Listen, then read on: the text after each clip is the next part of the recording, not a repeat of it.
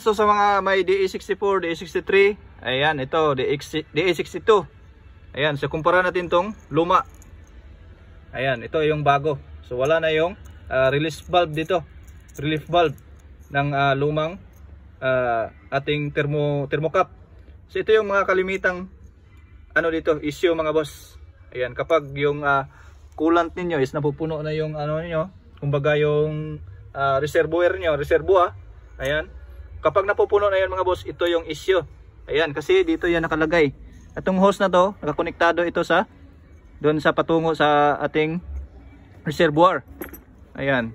So kapag wala na itong relief valve na pumipigil, so yung tubig is pumupunta na doon sa ating reservoir at mapupuno yon mga boss. So yan yung pakatatandaan ninyo.